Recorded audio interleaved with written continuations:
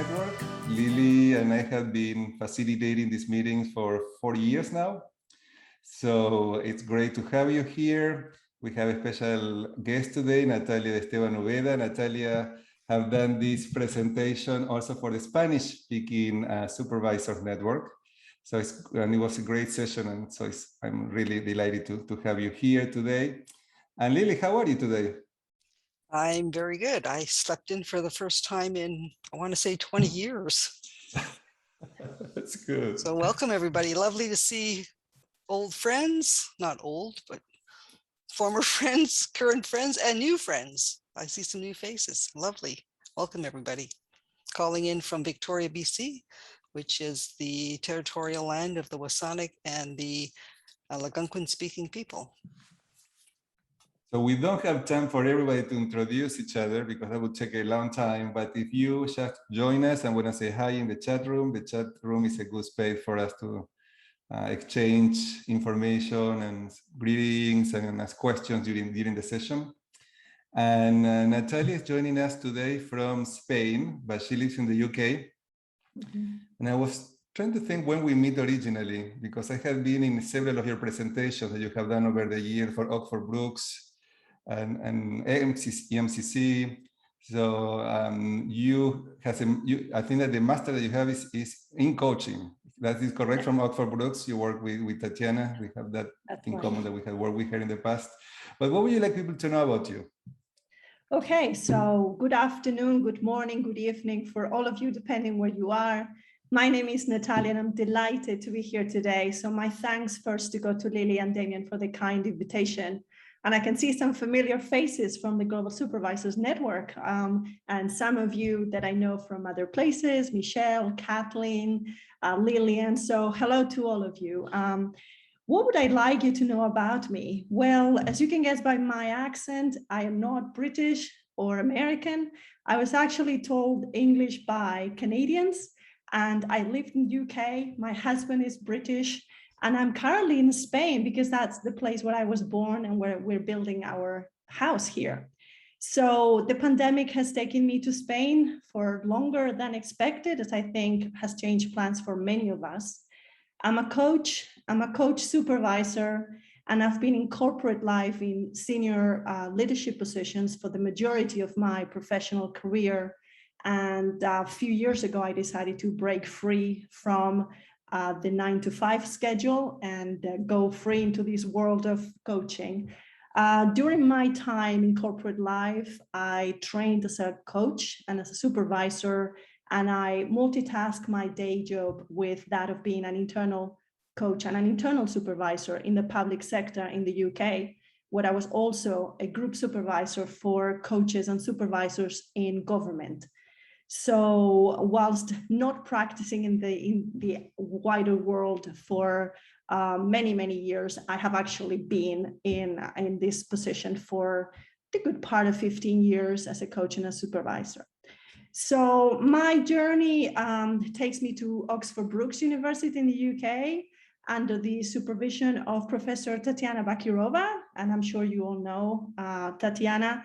I had the, I would say, the honor of being academically supervised by her during my master's degree in coaching and mentoring practice. And it is the subject of that thesis that brings me here today to present to you what it is that I researched in the context of the development of supervisors. So the session today is going to be interactive. I've planned a little bit of PowerPoint, not too much, and 3 breakout sessions. And since my computer has got a mind of its own and decides not to share screen whenever I want it to share screen, I've asked Lily and Damien to manage it for me. So we'll have time to chat, and my suggestion is that we get going. So if you're all good to go, Damien and Lily, if you want to put up the presentation, we can get going. Thank you. There we go. So I'll signpost the next slide whenever, and I thank you for doing that. So this is the title of my presentation, The Learning Journeys of Highly Experienced Coach Supervisor. I'm going to tell you what that means. because every word has got a little meaning to it. But first, I'm going to just signpost what we're doing today. So if you click next, please, Damien. We have like a few blocks in this presentation. First, I'm going to break the ice with the research setting. I'm going to tell you what it is that I started doing at the time at Oxford Brookes. We're going to break the ice by having the first breakout session. We're going to continue that with some themes arising from research. So that's the part where I tell you what I found out in my research. Then we're going to talk about how you actually decide about your development, and not necessarily what you go about doing, but how you make those decisions, which you will see that has been one of the themes arising from the research. Then we'll go into discussing some of the main points that came from that research, and then we'll have a little conversation on the never-ending debate over supervision, which I believe in different parts of the globe is taken differently. So without further ado, I'm going to get going with this first bit on the research setting. So next slide, please, Damien. So Natalia, Lily's sharing the slides. Okay. Sorry, I got it. I got the master wrong. Lily, please, if you can just click all of them until we finish. Just this slide is completed. The animation is not. Thank you. So this piece of research originated at that point in my career where I had actually gone into, if not every training course available in the market, well, near every. I was a training junkie at one point many years ago, and I loved it. But I got to that point where one starts questioning, am I doing this training again? Does this sound familiar? Is this a repeat or something? What's the value of having all these little certificates or the bigger certificates? And I was finding more curiosity as to how should I develop as I go on? You know, when I'm moving on from the initial novice years, when you kind of go into everything, and once you acquire more and more expertise, started questioning what would be next for me. And I had reached a point where I honestly didn't know very well how to inform that journey of mine. So the opportunity presented itself when I had to choose the topic of my dissertation. And this led to very long conversations with Tatiana. And it was a joint kind of decision in a way that wouldn't be great if I was to research something that meant a lot to me. So in a way, it started as a bit of a selfish undertaking.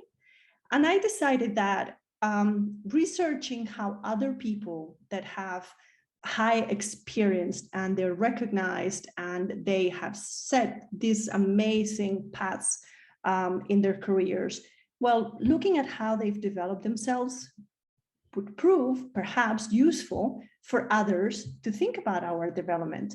So I like to qualify something at this point, which is I never set out to do anything that would say must follow this path. Quite the contrary. I was opening up a field of saying, look, these are different things that people are looking into. Can we find inspiration? Is there a pattern of development that others can find useful? So this was the motivation for my research. Lily, if you can click next, please. Thank you. So scoping it was quite a big undertaking, because if you look at the keywords in that title, on one side we have supervision, and on the other side we had development. If you start doing a literature research on both topics, you can actually find as many books and journals and articles as you can think of.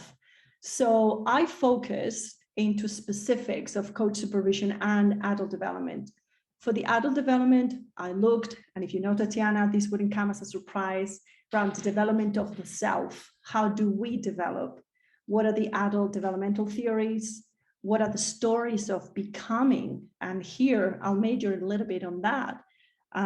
Why do people become coach supervisors? What's anything to do with change and transition? Are we talking about a career transition from becoming a coach to being a supervisor? Are we talking about just becoming a supervisor? Where's your trajectory coming from and going to? So I researched that in the literature. And for coaching supervision, I actually ventured outside of coaching into clinical supervision. By that, I mean all the neighboring professions, the helping professions, counseling therapy.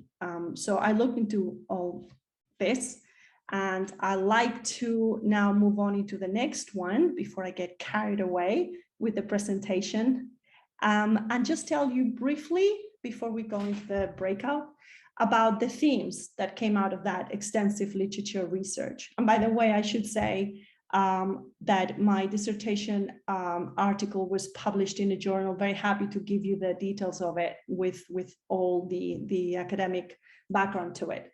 So the first finding from the literature was that there's a path for those that come from therapeutic backgrounds, and that path can be seen as a natural career progression. But that path is not that obvious for those of us who do not have an therapeutic background.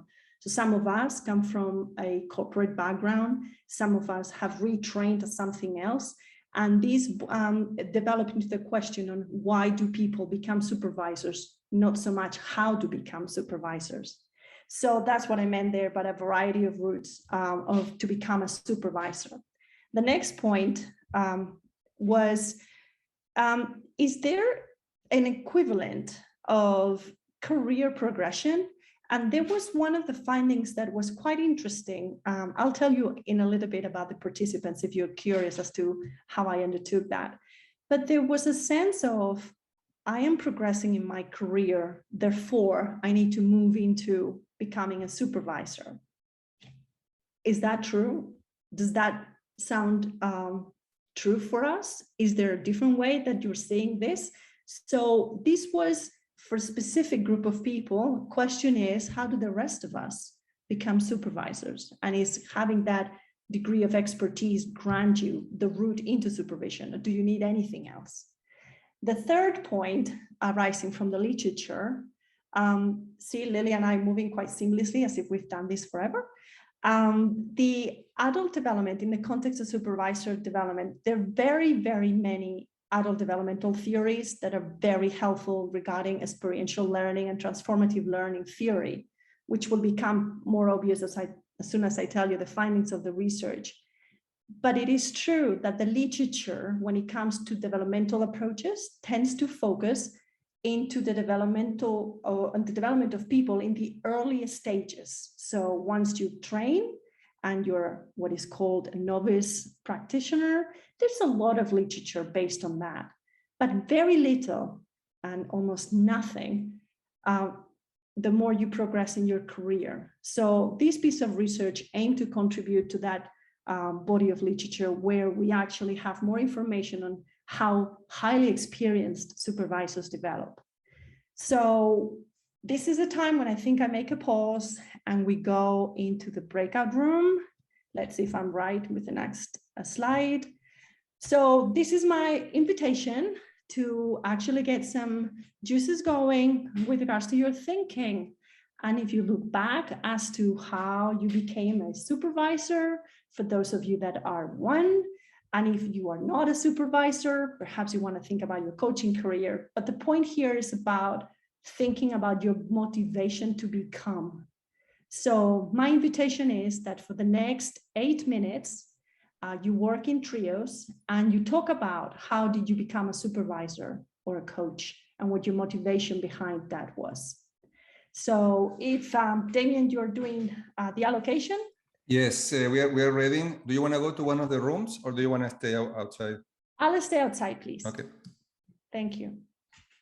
Ready to go.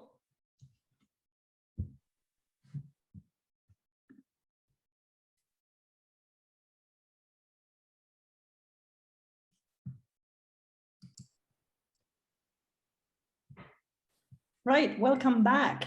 I'm curious as to how was that for you? So this is the time where I invite any of you who wants to share that experience, just go ahead and let us know.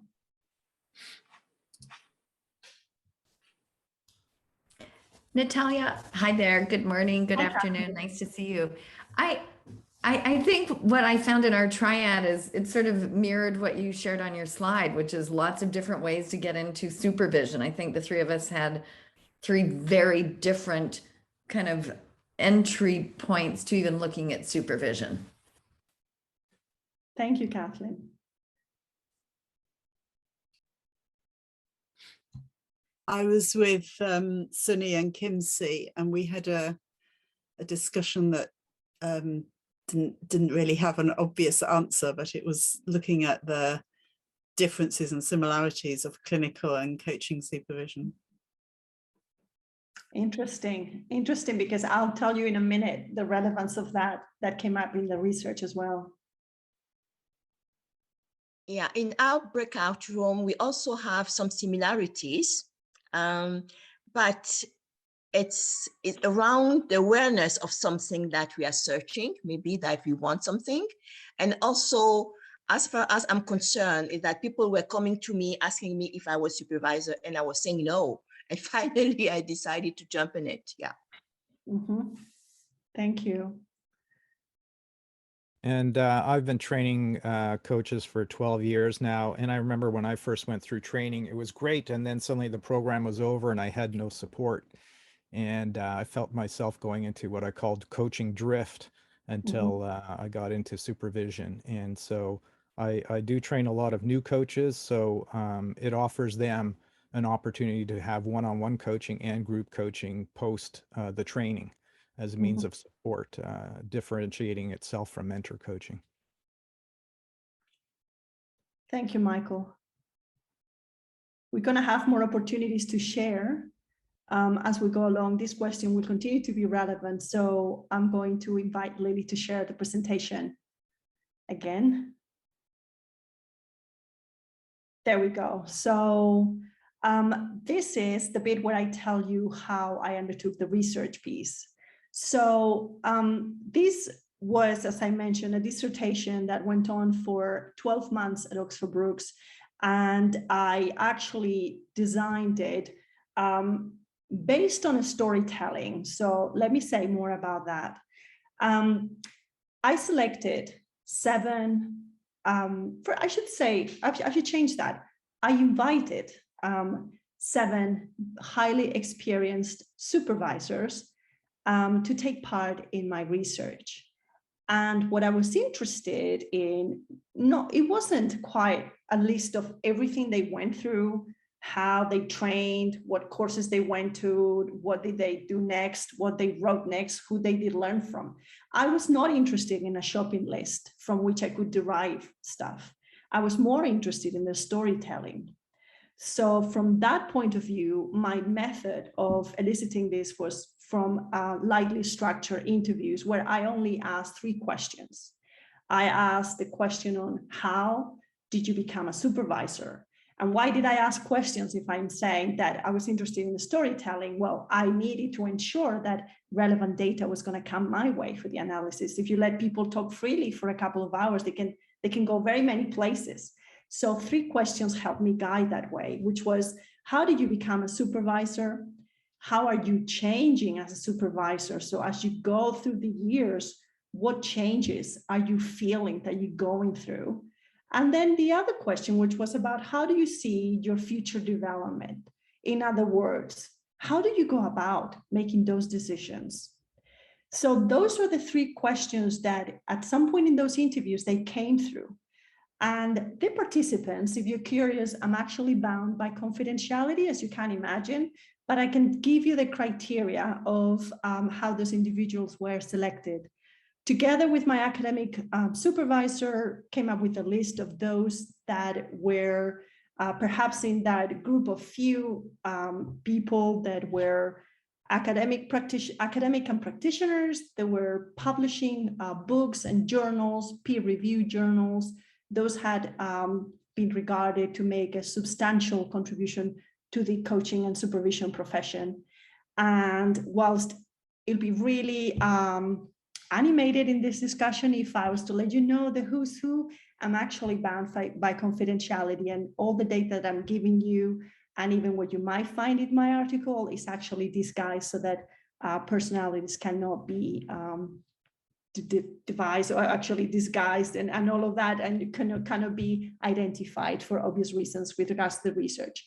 So the invitation went down to actually 9. And why did I go for 7? Well, there's a degree of practicality in it. this is not to say there's only 7 highly experienced supervisors in the world, not at all. But since I was doing my own transcriptions myself for the whole purpose of getting very close to the data, there was a practicality issue if transcription and analysis, this is not a PhD thesis over the years, this was a year. So I had to be pragmatic. So these 7 participants took 7 interviews with them, which I transcribed, and then I used themed and analysis on biographic, narrative, interpretative analysis to actually come up to the data that I'm just about to share with you. So the next slide, please. Now it becomes yellow. This is what I found. So this is the meat of the story, which to put 12 months in one slide is quite something. So there we go. Themes on the left-hand side, on the bright yellow, becoming a supervisor, developing from experience, themes around the drivers for development, and that changes the supervisor. So one by one, the motivation of becoming a supervisor. Many of the people that I interviewed were coming from the neighboring clinical or helping professions. The motivation was based on that desire to help others. And that desire was sometimes linked to what I hinted at the very beginning of my presentation, which was that career progression. This works differently than in coaching. There is a sense of career progression going and moving up in the clinical professions. As you evolve, you become a supervisor. So again, this is something to remember. This is one journey into supervision. It's not characteristic of all journeys, perhaps. And I think it's fair for me to point out that there's a different sense of timeline in that of becoming a supervisor. Why do I say this? If you rewind a few years, quite a few years now, when the coaching profession was being developed and supervision of coaches was being developed, there wasn't training courses specifically for coaches and supervisors. So first people became supervisors, then training was developed, and they actually got what we may say their paperwork, their credentials, their accreditation. So that little bit of quite not getting the timeline in a sequential way as we would. You get trained, you learn, you practice, you get accredited. The point of my participants was slightly different for obvious reasons. The bit about developing from experience, 4 main sub-themes came up. One is how important it is their recognition that they're learning from life. So some of us at one point in our careers may think that going to a conference, going into training, or doing one specific coaching or supervision related developmental activity is the way to go. And what it was brought very clearly into this piece of research and it surfaced was that there are many, many instances in life that where learning is derived. Sometimes we're not conscious of this until they're past. And, we look back and we say things as hindsight and learning from what's happened to you, learning from errors and stuff like that. But many translated stories from events in their lives, from step changes, from family situations, from career changes, where that learning really influenced their developmental journeys as supervisors. So the other one was learning from supervising others.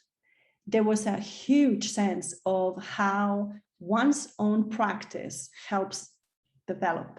And there was an association, which is not quite linear, but there was hints that the more varied and more complex your supervision practice is, the more you learn. So that variety of client base, that variety of topics that you get to work with was enabling that growth in them as supervisors. The other interesting point, which is going to serve us in one of the breakout rooms, is that of learning from being supervised. So I've mentioned that many of them came from a clinical or helping profession background where being supervised is actually mandatory. And there was reflection in that, how helpful that had been in the early years, because by getting to be supervised, they actually recognized very early on in their careers how important supervision was.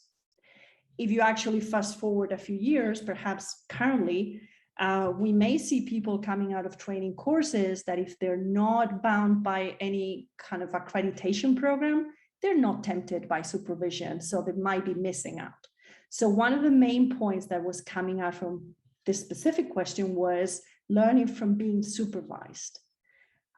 Reflection was not just a theme, it was a current. It was just that stream that runs throughout this research, because reflection was so often mentioned, how one learns from reflecting. And in reflection came in 3 different ways. It was obviously reflection as looking back into what had happened and working with it, but also reflection in the moment as you're working with something. And also the notion of pre-reflection or pre-flexion, which is think about your preparedness, your readiness, what may happen, your sense of anticipation. And that was a form of reflection that was also highlighted. The drivers for development, that was, I'm going to mention here a bit of a paradoxical piece of data, because I found in the research that there were 2 types of decisions that coexisted. And those are the spontaneous decisions and the systematic decisions. So what do I mean by spontaneous? Literally, they're decisions that you kind of go, great, that sounds good, I'm going to do that one. And it just comes as a reaction to something. This may be a colleague telling you, this thing is up, it's very interesting. Have you looked into this? And or actually you just fancy doing something. There was a lot of reflection on how they decision on to go into some way of development was quite spontaneous, almost very little thought applied, just a reaction to something. But that coexisted with systematic decisions, those that are well thought through. The why would I do that? What are the benefits? How much it's going to cost? What's my investment? What's my return? And this was always perhaps reference to what network of people are doing. Is the industry, is the coaching industry or the supervision industry kind of profession going in that way? So therefore I should join that, I don't know, that course or that trend. So, but both types of decisions coexisted. Those that you actually do because you fancy and those that you put a lot of thought through. So changing as a supervisor, when I asked how you're changing as a supervisor, perhaps the most qualitative of them was their changes, the changes that they were experiencing in the way they were being, not just with clients, but themselves.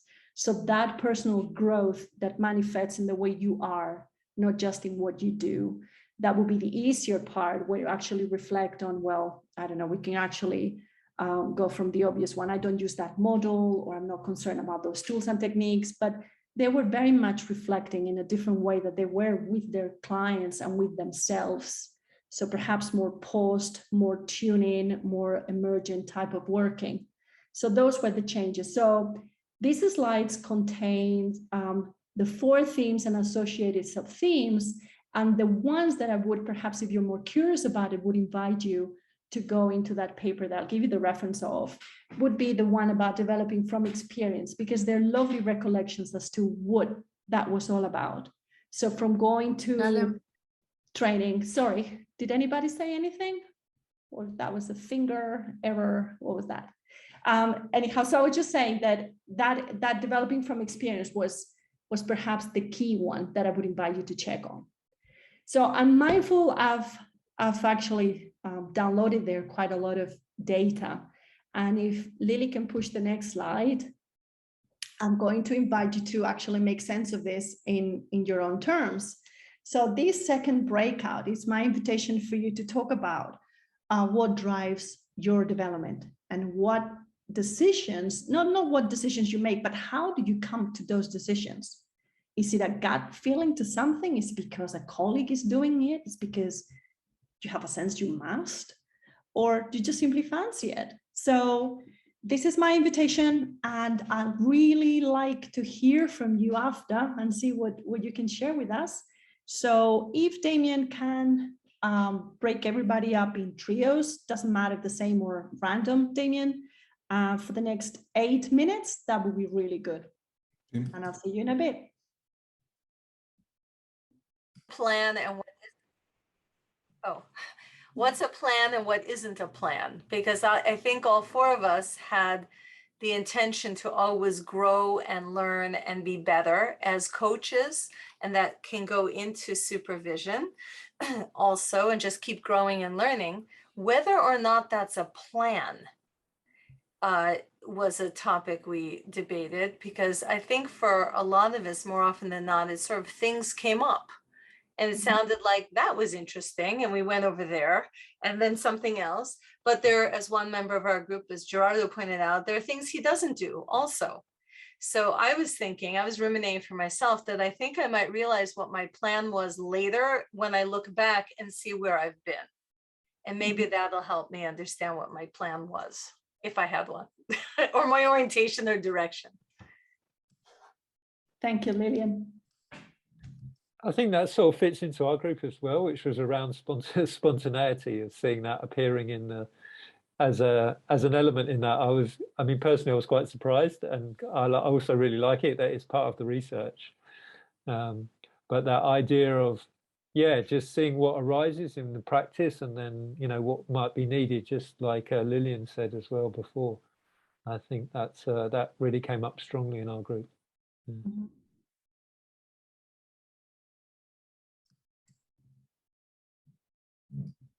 Anybody else?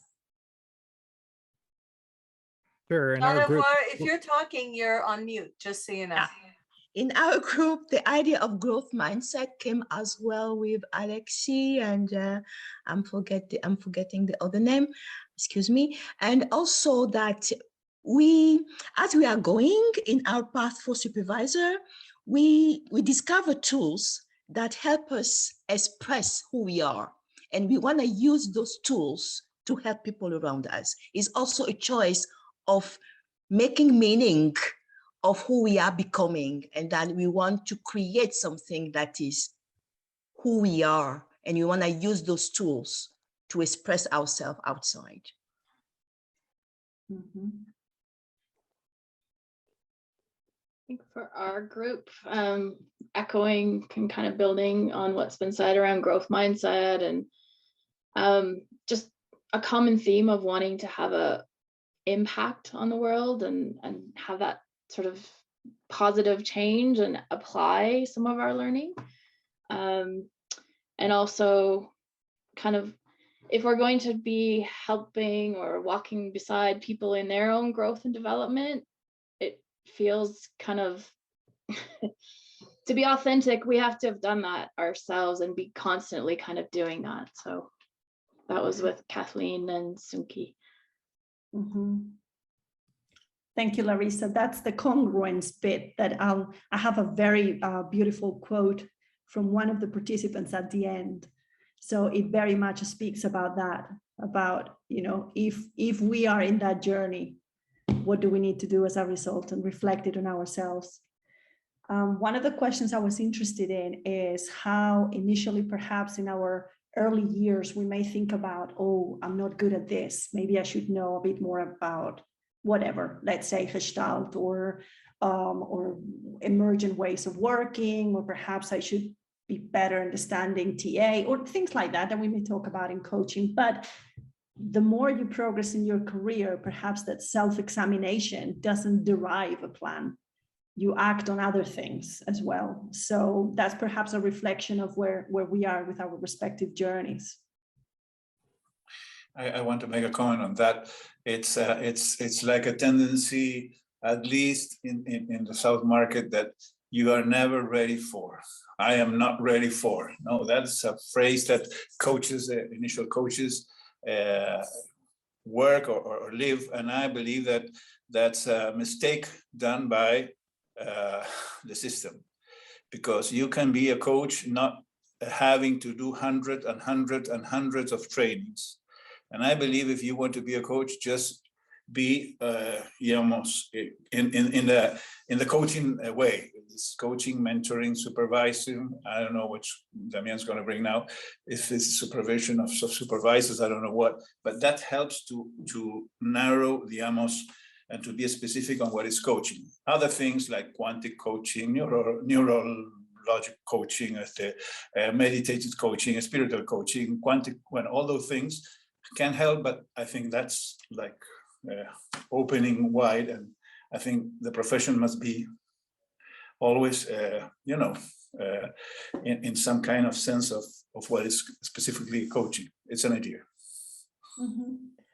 Thank you, Gerardo. My feedback on that was what's happening right now in the profession, where there's a proliferation of training courses everywhere.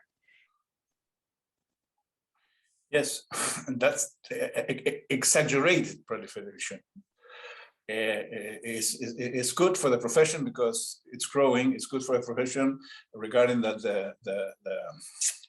las redes technological has opened all the offer, but I think it's also a challenge, no? Yes. So, anybody else? I want to add something, Natalia. I really want to thank you for this question, because I'm also, like we said in our group, training junkie, but I never reflected on how do I make a decision about which training to follow or to step into supervision and so on. So thank you for that. And my conclusion, or now for the time we exchange on it, is that it's the law of synchronicity is playing a very huge role, because I deal with a topic for where I say, there I want to improve. And then I have a conversation with a client, with a coach, with a colleague who say, I did an interesting training on that. And then it resonates, and I do this training too.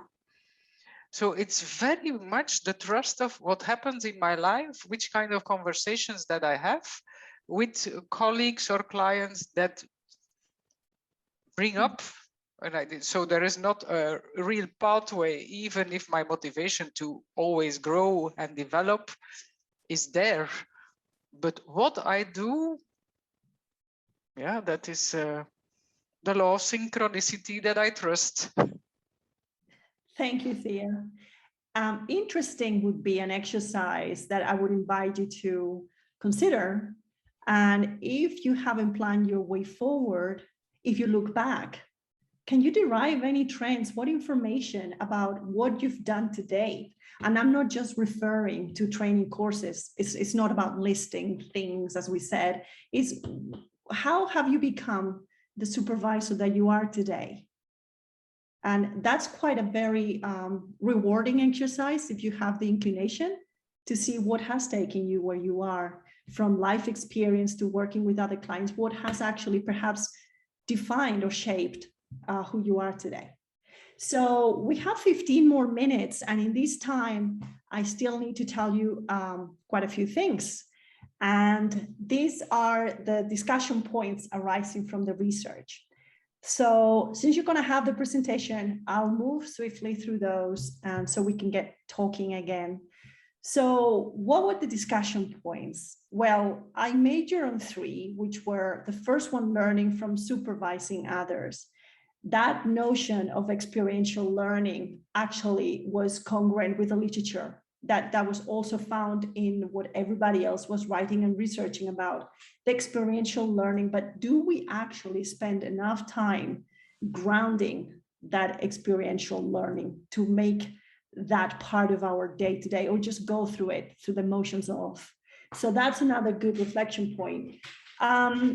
The direct experience versus vicarious experience was a very interesting one, because there was, throughout the research and these interviews, there were references to how they learned from the issues that the clients were bringing up. In other words, they were not talking about learning from their own way of being and perhaps the interventions that we're making in their supervision sessions. They were actually deriving learning from the very complex issues, perhaps, that their clients were sharing with them. So this was the vicarious side. It speaks about learning through the experience of someone else. which we know cannot substitute one's direct experience, but it's very interesting, again, if we reflect on, for instance, working with your last client. What did your client bring to the table in experience ways that you actually learned from? So that's almost like putting all of those learnings into the bank and actually learning from them. So I've mentioned before this thing about learning from the complexity and diversity of one's practice. And this bears the question around the composition of our client group. Are you always going to work, or are you used to working with the same type of people? And by no means this leads to a stereotyping.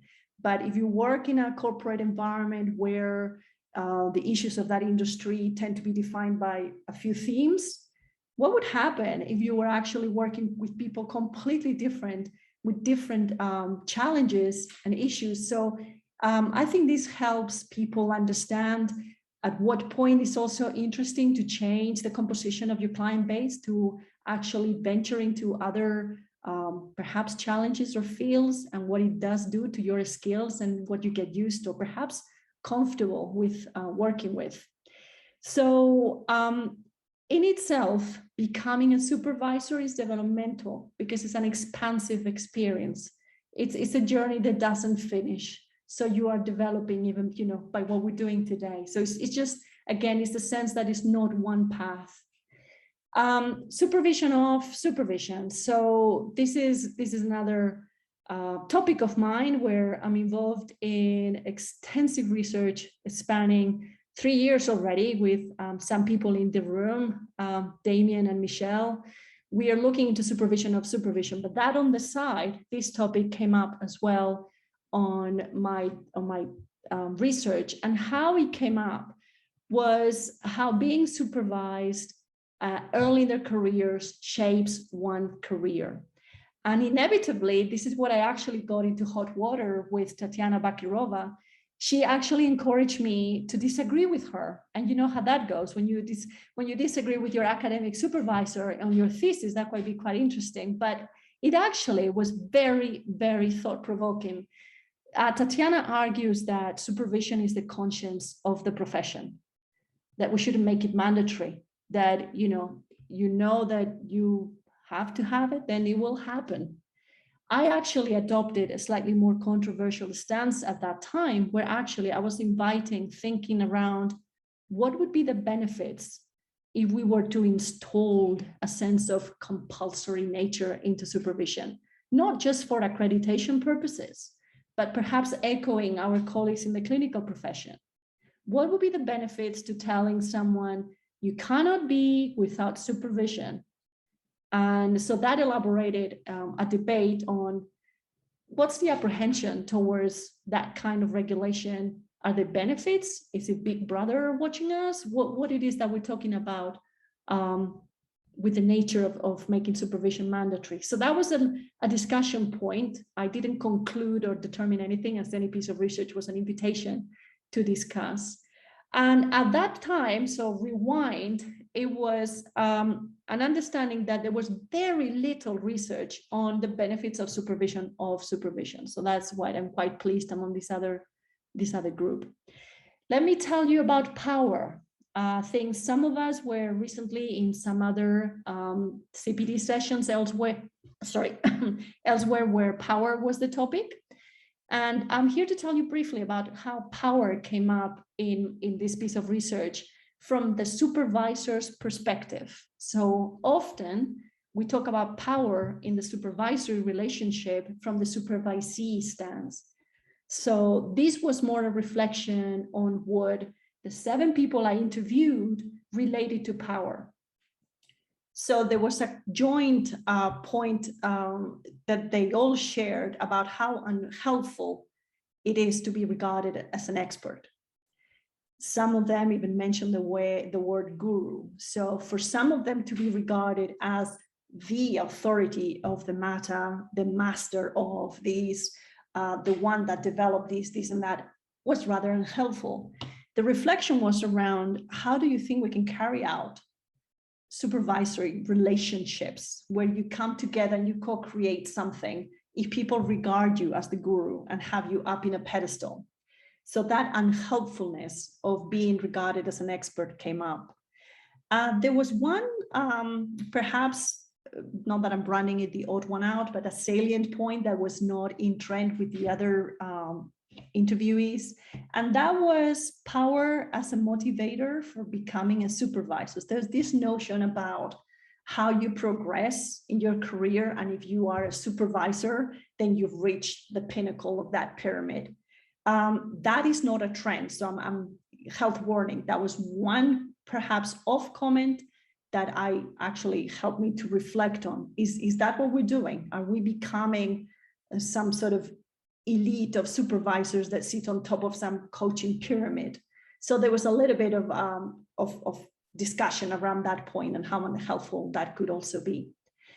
Power differentials affecting development. As we come into supervision and we develop those co-created relationships, if one of us is sitting here and the other one is sitting there, the developmental side of whatever you do together is going to be impacted. So again, as a strap line, power differentials affect development. And at the same time, underplaying the role of power in the supervisor relationship is also unhelpful. So if you don't bring it to the table, if you don't talk about it, if you do not acknowledge and feelings are shared, that can also be unhelpful. And that's actually something that was shared as well for this research. So let's go into the next, let me just look at the time. Okay, we have just short of 10 minutes. So how about we do just a short one on this, which we kind of spend the whole day talking about. But I'll invite you now for, let's say, 4 minutes, a quick conversation around what is your stance on supervision? Would you make it mandatory? Would you make it voluntary? Perhaps we just have a round of hands later, or if people don't want to say, you can actually put in the chat. So can we have just 4 minutes of approaching the topic of mandatory and voluntary? See where you stand on this. Thank you, Damien.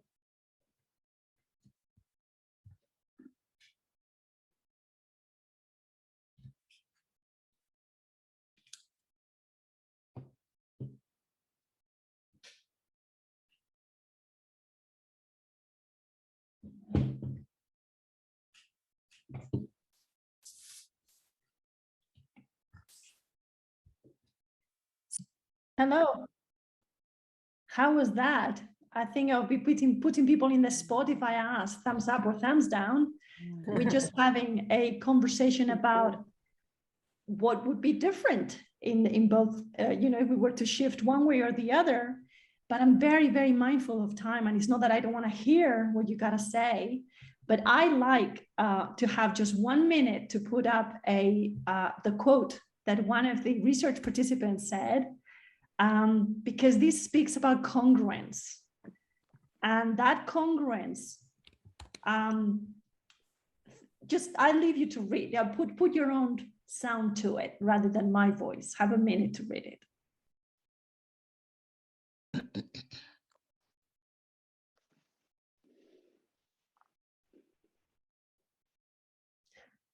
So some of us, and I would love to think many of us, if not the majority of all of us, would recognize some truth in it. But we were talking while you were having your breakout. What about those colleagues of ours that are at a point in their careers where they don't see the value, who openly say, I don't need supervision. I don't want supervision. I'm not going to pay for supervision. This is not good for me. What do we do? And what's the learning that is missed? And I've actually take that further to say, what's the damage that can be done? Yeah. By not having that support. Because in this presentation today, this session was about development, but talk about colleagues working with others without supervision and perhaps getting into quite troubled territory, not knowing what to do and having many issues without the help of other people. So I'm mindful of time, but I'm mindful that Lily and Damien want to make a little announcement. So it is for me to quiet now and to thank all of you really for being today in this session. Thank you. Let's give her a big clap. Thank you. Thank you for having me. My pleasure. Lots to think about for sure. Thanks, Natalia. Beautifully done. And I can see the care and attention to the research piece. All right. So hello, everybody. Few announcements. Our next annual conference is April 28, 29, 30, and it will be virtual. We've decided not to go to Hawaii. Too many risks and too many unknowns. And our call for proposals is out. So if you're thinking you'd have a topic you'd like to present, please go on to our website and download the document. It is due on September the 15th if you want consideration to present. Anything else I missed on that, Damien? No, that what we want is people from this community to present. So this is one of the requirements to be an active member of this community. So we encourage everyone here to consider doing that. And if you have any questions, let us know. If we can support you in any way, we would love to see people presenting from everybody who's here today. And our next session is September 20th. So mark that on your calendars, 8 a.m. as usual, same room, this Zoom room. And we're just trying to confirm the speaker, but it is on confirmed for September 20th. Now, something, Lily, that we didn't share is that we confirmed Shohet, Robin Shohet, Oh, yes, one of the Robin speakers. Shohet And I said before, Michael, when you were talking, you have in the background his book, In Love of Supervision.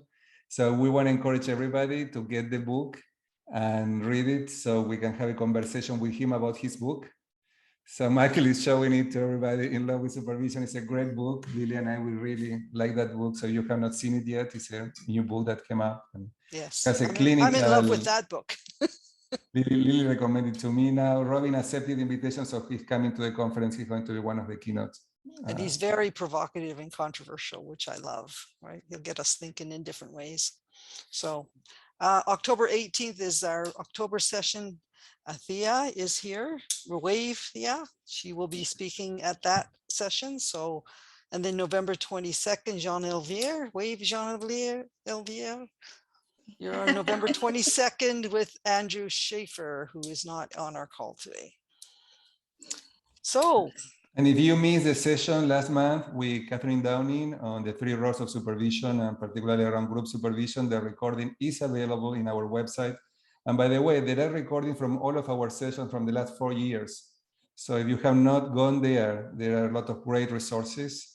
And she's going to be doing the session again for the Asian Supervisors Network. And this is going to be happening next week on Tuesday evening, 8 p.m. Pacific Standard Time in the morning in Asia. So if it's a time that works for you and you missed it and you want to participate, let me know and we'll send you the information, and the details are also in the email we sent you with the dates and activities coming up. And also the Spanish-speaking Supervision Network. There are a couple of people here from Mexico, Argentina, Uruguay.